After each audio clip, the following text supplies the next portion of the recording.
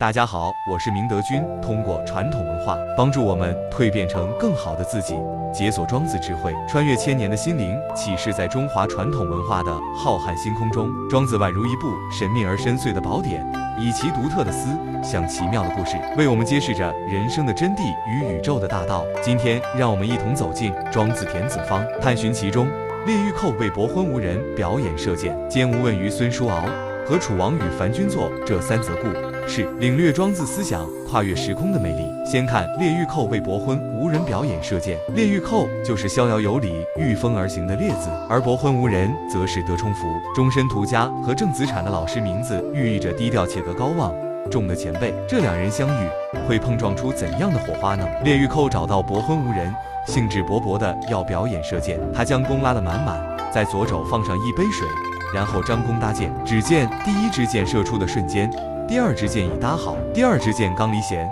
第三支箭又扣在弦上，连续不停，仿佛上了发条的机关枪。整个过程中，列御寇如同木偶般纹丝不动，那精湛的技艺让人惊叹。然而伯昏无人却泼了冷水：小伙子，你这只是有心于射的射法，并非无心于射的境界。要是和我登上高山，踩着悬崖边的岩石，对着万丈深渊，你还能射吗？列子虽心有疑虑，但还是跟着伯昏无人上了山。伯昏无人率先脚踏险石，背朝百丈深渊，还不断把脚往外挪，直到脚下2/3悬空在外，才对列御寇说：来，你来这儿表演射箭。再看列御寇早已吓得趴在地上，冷汗直冒，流到脚跟。伯昏无人最后点评：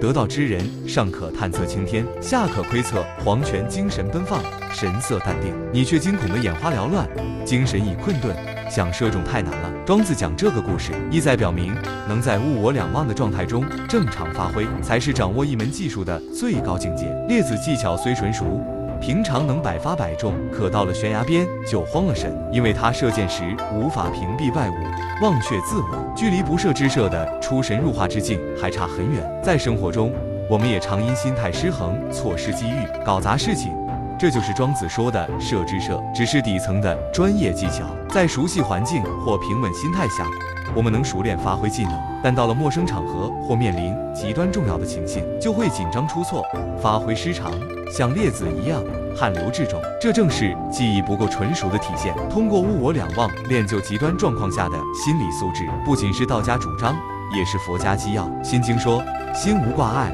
无挂碍故，无有恐怖。内心强大，便不惧外物侵害。人害怕失去，当被失去的阴影笼罩，潜意识觉得走向失去边缘能力就会出错，所以抛却功利束缚，忘记功名富贵，才能保持平和心态，在残酷竞争中冷静应对，获得想要的东西。伯昏无人敢于在悬崖边缘射箭，源于对自己技巧的绝对自信，能忘记胜负成败，坦然面对一切。我们面对生活困境时，也可借鉴这种临危不惧的状态，抛开功名利益之心，放空心态，沉着应对，保持乐观积极心态，相信自己的能力，毕竟信心比天才重要。在日常生活中体会物我两忘的境界，很多练习是在反复实践中自然摸索出来的，太过刻意往往是有我的，只有体会过无我境界，才能所向披靡。讲完这个故事，庄子紧接着讲了坚吾与孙叔敖的故事。坚吾在逍遥游中跟连叔讨论孤舍山神人是否存在，被批格局小，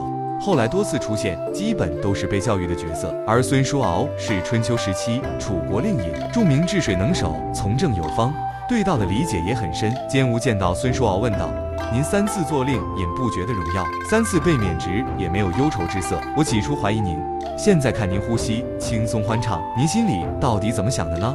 孙叔敖回答：我哪有什么过人之处，我认为官爵来了无法推辞，离去也无法阻止，官职俸禄的得失不由我决定，所以毫无忧愁之色。我不知荣华富贵在于令尹还是我自身，若在于令尹，与我无关；若在我自身，与令尹无关，那时我悠闲自得，哪有功夫想个人富贵贫贱。孔子听闻后评价：古时候的真人智者不能说服帖，美色不能迷惑他，强盗不能强制贴，伏羲、皇帝这样的帝王也不能笼络亲近贴，此生是大事都不能改变他的情绪，何况官爵俸禄的得失呢？像这样的人，精神游历，大山无障碍，潜入深渊不沾湿，处于贫贱不困苦，神明充满大地之间，即使把一切给别人，自己也不会匮乏，反而更加充盈。孙叔敖3次担任令尹，不觉得荣耀；3次被罢官，也不悲伤。是善于守全真性，不以得失伤害内心的悟道真人。其中的哲理就是他所说的“且不知其在彼乎，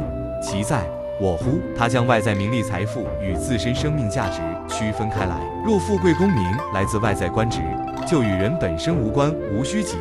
以求；若来自自身，就与官职无关，自己能让自己快乐无需外物贴标签。无论怎样，外在功名利禄与自我生命价值无关，外物带来的享乐是表面的，非实质性的。所以有些人位居高位不快乐，有些人无权无势却天天快乐。孙叔敖忘却官爵俸禄的得失，获得真正超脱，达到任何人或事都不能影响他内心情绪的至高境地。佛家对此解读更深，见性成佛是禅宗修佛的基本要求。五祖弘忍法师说，不识本心学法无益，道出佛学精髓在人的内心，不需从外界寻求。六祖慧能也说，何其自性本自清净，何其自性本不生灭，何其自性本自具足，何其自性本无动摇，何其自性能生万法。自身的清净生灭都源于内心，唯有顿悟到自性的不垢不净、不生不灭、不增不减心经的人，才能真正成佛，成为孙叔敖那样的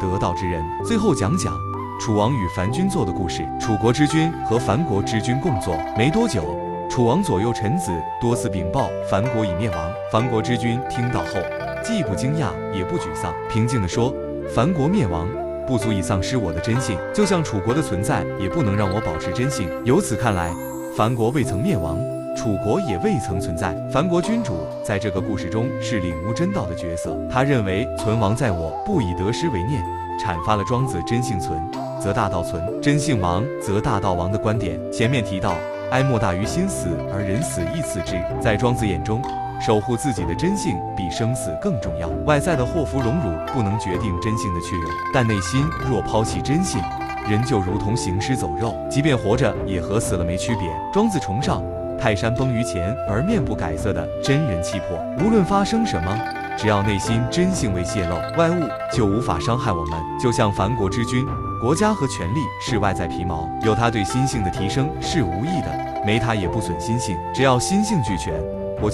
我是颜色不一样的烟火，谁也无法改变。这就是孟子所说的，富贵不能淫，贫贱不能移，威武不能屈。真正的有德之人，内心充满真气，儒家孟子叫浩然之气。这种气至大至刚，以直养而无害，则塞于天地之间，公孙丑上。保持内心纯净与坚韧的人，永远无法被打倒。这3则故事从不同角度展现了庄子的思想智慧，无论是追求技艺的极致，还是面对人生的得失，亦或是守护内心的真性，庄子都为我们指引着方向。在当今快节奏、充满诱惑的时代，我们更应从庄子的智慧中汲取养分，学会在纷繁复杂的世界里保持内心的宁静与从容，坚守自我，追求真正的自由与超脱。让我们带着庄子的智慧，勇敢地面对生活中的挑战，书写属于自己的精彩人生。请您关注我的其他内容，通过传统文化帮助我们蜕变成为更好的自己。